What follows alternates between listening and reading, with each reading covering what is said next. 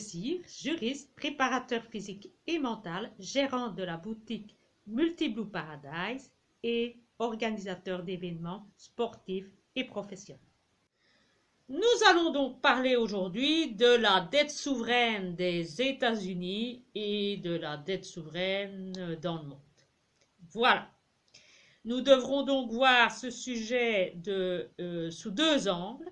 Un angle intérieur aux États-Unis, puisqu'on parle, si vous avez suivi l'actualité, du renouvellement du plafond de la dette. C'est d'actualité pour l'instant, c'est pour ça que je vous en parle. Et j'ajouterai un deuxième point qui est de voir la dette souveraine des différents États dans le monde qui sont pour le moment un peu mis à mal. Et ça, à ce sujet-là, on n'en parle pas beaucoup. Ça fait des années maintenant que tout le monde sait que c'est le dollar américain qui est hégémonique dans le monde. Ça, tout le monde le sait. C'est une valeur refuge, c'est la monnaie d'échange privilégiée dans le commerce international et c'est une monnaie reconnue par tous.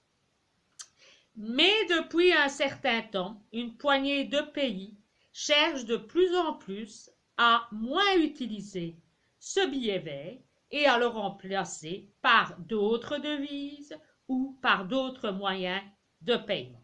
Et par conséquent, le dollar perd un peu de ses adeptes et en plus, il y a une certaine méfiance qui s'installe. Voilà. Le contexte étant mis, nous commencerons par la dette souveraine des différents États dans le monde.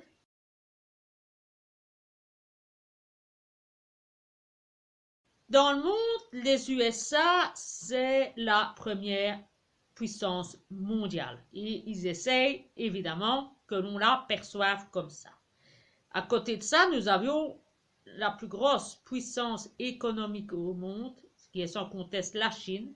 Et par conséquent, les États-Unis et la Chine, ce sont un peu deux gros ennemis, mais deux gros ennemis qui s'entendent au fond et qui que leur ennemi s'effondre complètement. Donc, ils sont toujours là, en quelque sorte, pour jouer la coopération et se soutenir et se donner la main pour éviter que l'un l'autre ne s'effondre.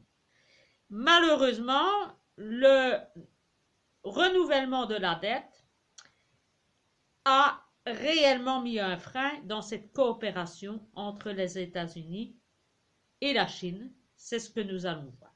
Et pour ça, nous devons planter le décor et remonter à la période Covid.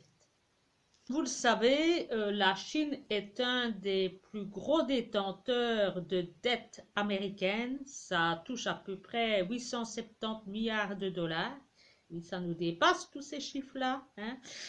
Et pendant la période Covid, eh bien, le FMI a mis en place un organisme qu'on appelle le DSSI, en français le ISSD. C'est une organisation qui a pris la décision que les pays qui avaient prêté de l'argent aux pays les plus pauvres suspendent le remboursement de la dette vu le contexte économique qui était à l'arrêt au moment du confinement général dans le monde entier, donc avec le Covid. Ça touchait à peu près 43 pays pauvres qui se voyaient donc offert la possibilité de ne plus rembourser leurs dettes temporairement. Ça représentait à peu près 12 milliards de dollars. Lorsque la crise a pris fin et que l'économie a redémarré dans le monde, à l'exception de la Chine, bien évidemment, eh bien, qu'est-ce que ces pays pauvres ont vu? Ils ont vu le montant de la dette augmenter, les taux d'intérêt augmenter et le coût de la dette également à la hausse. À côté de cet organisme que je viens de vous parler qui a été créé par le FMI, existe également un autre organisme qu'on nomme entre guillemets l'administration commune, qui avait pour but de favoriser la restructuration de la dette. Et restructurer la dette, c'est un peu revoir les plans d'étalement, etc. Enfin bon, on n'est pas là-dedans, mais j'imagine que c'est ça que ça veut dire. Et cette administration commune avait demandé à la Chine, qui était un des plus gros détenteurs de dettes, de restructurer sa dette vis-à-vis de la Zambie.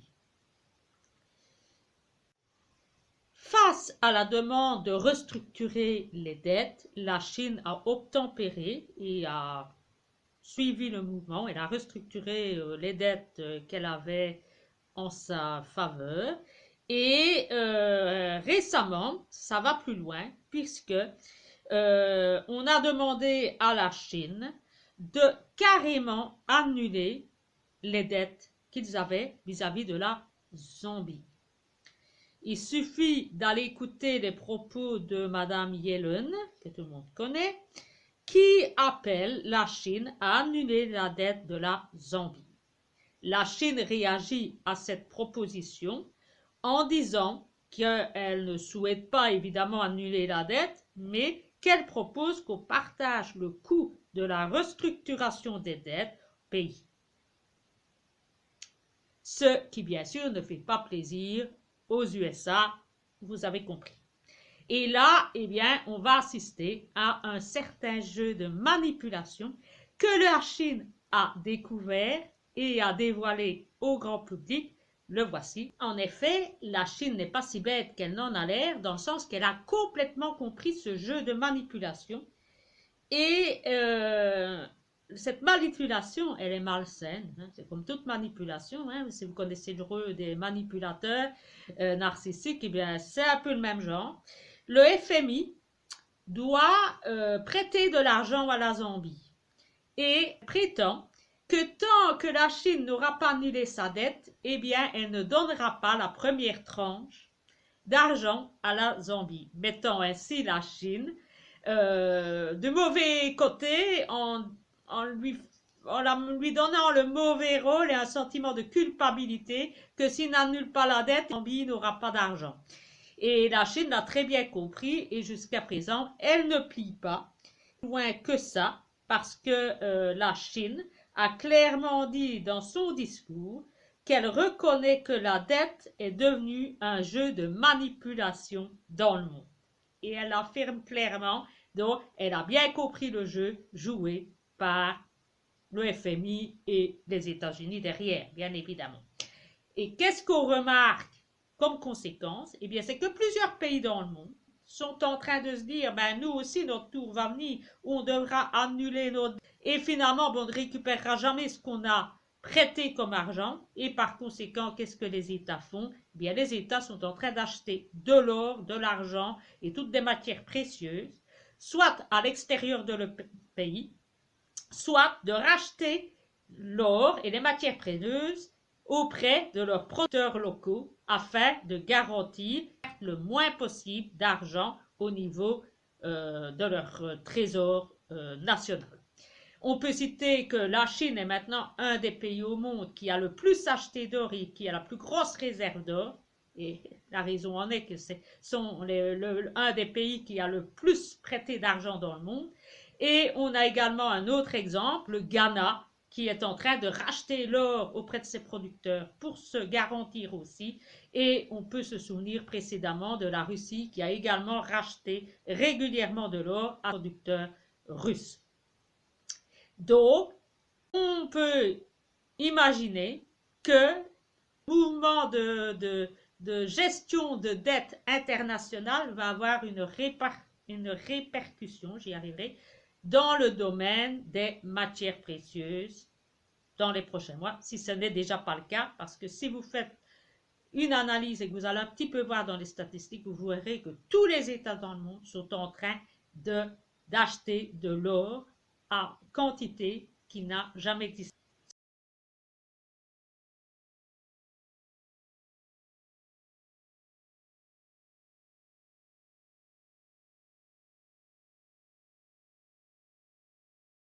Venons-en à la bataille intérieure des États-Unis, celle dont on parle le plus pour le moment, sans doute pour nous faire un petit peu oublier le rôle des banques centrales qui sont en train de continuer à augmenter les taux alors que ce n'est plus nécessaire. Le temps qu'on va être obnubilé et accaparé par le plafond de la dette, ben on va oublier ce qui se passe dans les banques centrales.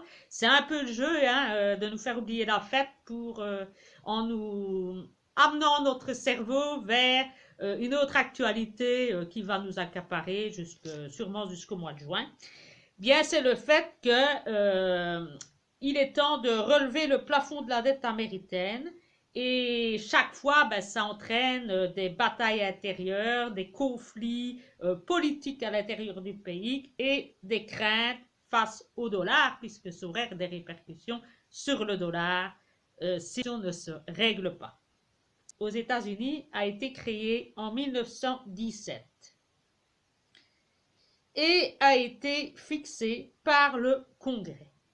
Qu'est-ce qu'un plafond de la dette? Le plafond de la dette, c'est un montant maximum que le Trésor américain peut emprunter en émettant des obligations.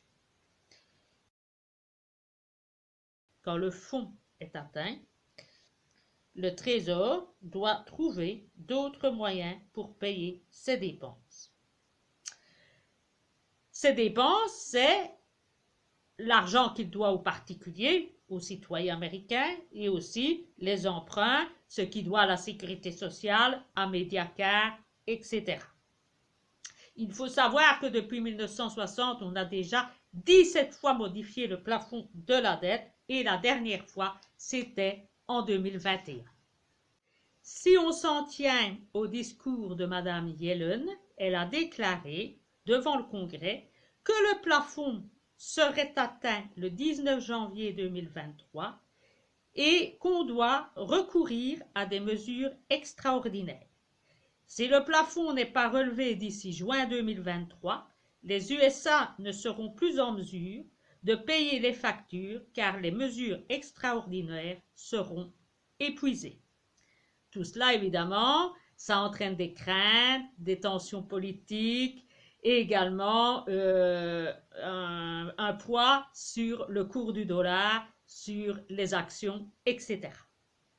Les républicains, pour qu'ils votent l'augmentation du plafond, ils veulent qu'il n'y ait plus de nouvelles dépenses qui soient levées, mais que tout le plafond qui soit augmenté soit utilisé uniquement pour payer les dettes antérieures, mais ils exigent en plus, ce qui est la première fois, qu'il n'y ait plus de nouvelles dettes qui soient contractées.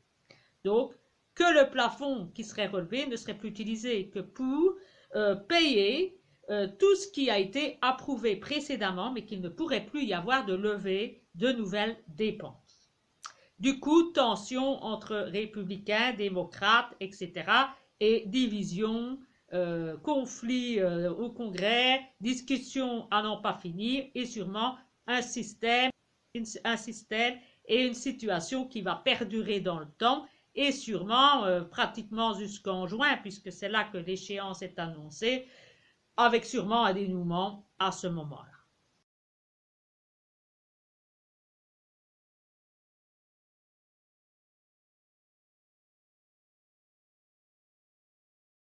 À bientôt, prenez bien soin de vous et à la prochaine.